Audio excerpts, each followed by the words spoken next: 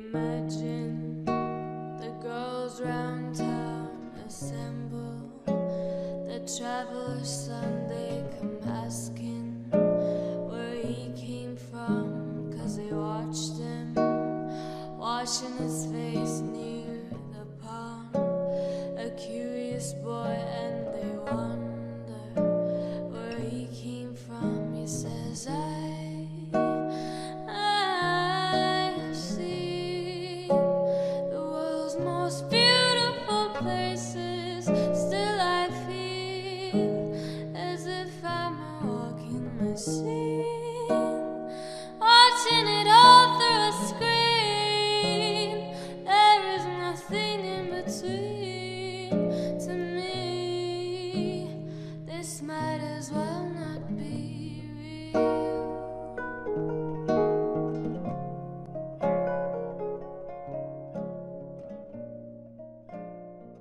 بعد الانتهاء من العشاء اختار حلمي ركنا من غرفة الضيوف ليدخن فيه بشراهة، والضيوف من خلفه كما وصفهم يثرثرون ويضحكون.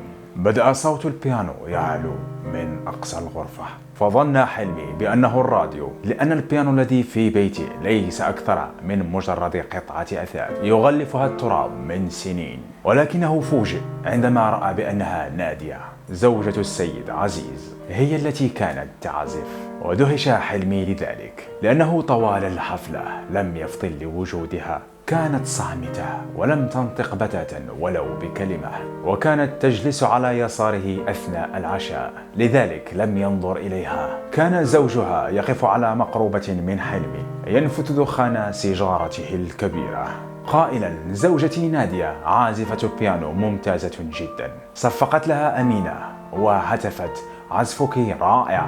رفعت نادية رأسها الصغيرة ونظرت إلى الضيوف. هناك لاحظ حلمي تفاصيلها واصفا إياها: وجهها رقيق صغير فيه طفولة، عيناها سوداوان بهما قلق وشرود. كان يخيل إلى حلمي أنها لا تراهم وإنما تنظر من خلالهم. عادت نادية إلى العزف، وبدأ يتساءل حلمي أين سمع هذه المقطوعة، واقترب من البيانو لتظهر له تفاصيل أخرى كشعرها المتهدل وجسمها الضئيل ويدها الصغيرة. انتهت من العزف ونظرت إليهم بعيناها المليئتان بالشرود والضياع. كانت تنظر إليهم كأنهم غير موجودين، تتكلم بهمس وتبتسم في تردد. ليتدخل عزيز قائلا: زوجتي تقرأ كثيرا، إنها دودة كتب. انتهت الحفلة وحلمي على فراشه يحاول أن يتذكر الوجوه التي رآها في الحفلة. كانت صورة فاطمة تلح على خياله وتهيمن على أفكاره رغما عنه. يتذكر تفاصيلها ثارة وحركاتها وكلماتها ثارة أخرى، فتوثرت أعصابه ولم يستطع النوم، وظل يتقلب في فراشه ثم يسأل نفسه: ماذا أريد؟ ماذا أريد؟ ها أنا الآن زوج يتمتع بزوجة تحبه وطفل يعشقه، صحة وشباب، مال وجاه، وها أنا الآن أتقلب على فراشي في أرق كشخص مريض تلسعه الحمى. ماذا أريد؟ ماذا أريد؟ وكان السؤال صعبا أصعب من الأرق. ثقل حلمي رأسه وراح في النوم، لتبدأ أحلامه تشوش عليه نومه. أحلام من نوع واحد كلها يخيم عليها الخوف. كان يقع من آخر دور ولا يصل إلى الأرض أبدا، يظل يهوي نحو الأرض ولا يجد أي شيء يمسك به ولا أحد ينادي عليه. لم يكن نوما، كان عذابا. فتح حلمي عينيه على ضوء النهار، لم يستطع أن ينسى ما رآه في ظلمة الليل، بأنه وحيد ضائع يتنفضه الخوف كطفل وحيد تركته أمه في الظلام. بالمساء عندما كان حلمي يسير نحو مكتب المحامية فاطمة التي كان على موعد معها، عاوده الإحساس الذي كان يرهقه ويؤرقه وحاول أن يبعده عنه. دخل حلمي إلى مكتب فاطمة، استقبلته ضاحكة، شعر بالارتباك، صارع إلى الملفات وبدأ يفتحها ويشرح لها تفاصيل القضية بارتباك وسرعة، وهي تنظر إليه. بعد أن انتهى رفع رأسه إليها وسألها: هل فهمت؟ انفجرت فاطمة في وجهه ضاحكة، فسألها في استغراب: لماذا تضحكين؟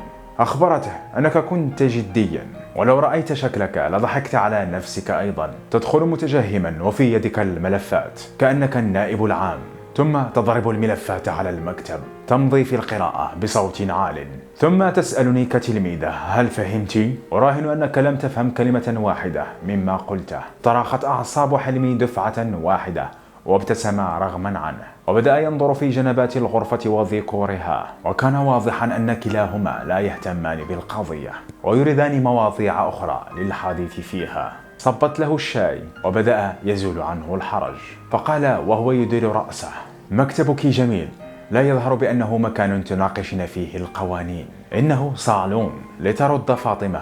أنا أحب أن أستمتع بحياتي وعملي، أحيط نفسي بكل الأشياء التي أحبها. ويسألها حلمي: وهل بيتك أجمل من مكتبك؟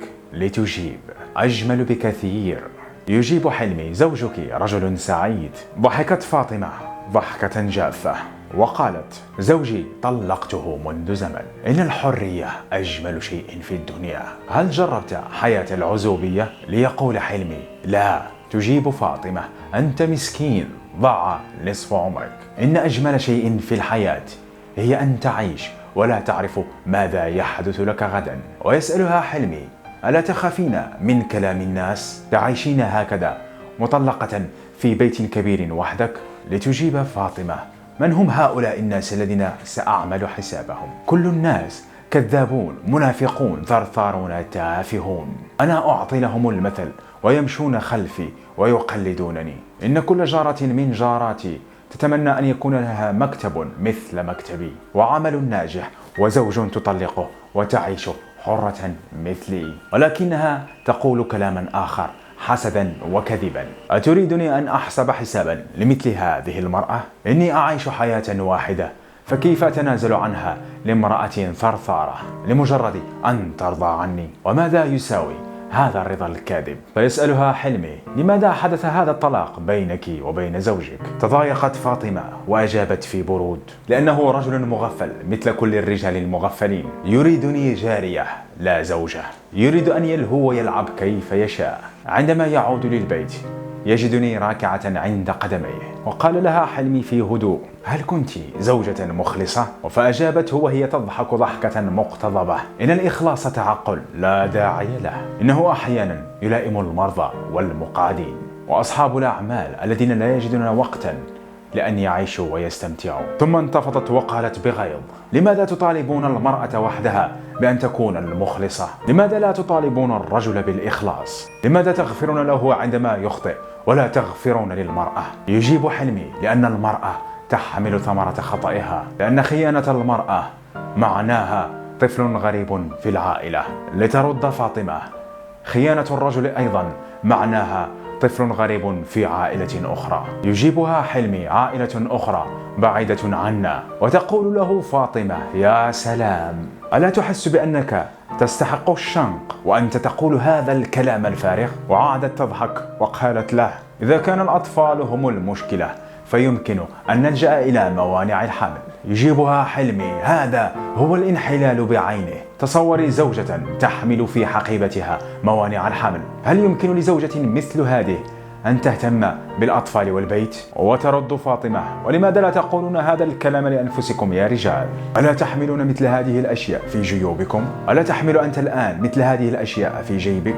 وبدأت بتفتيش جيوبه لتجد في جيبه قطعة شوكولاتة، وقالت له في رقة ولطف: إنك ملاك. ولكن حلمي شعر بالغيظ لأنها تعامله كطفل صغير، فقالت له بأنه يؤلمك ويؤلم الرجال الآخرين أن نقول عنكم قطة صغيرة، وتريدون أن نقول عنكم إنكم أقوياء وشداء.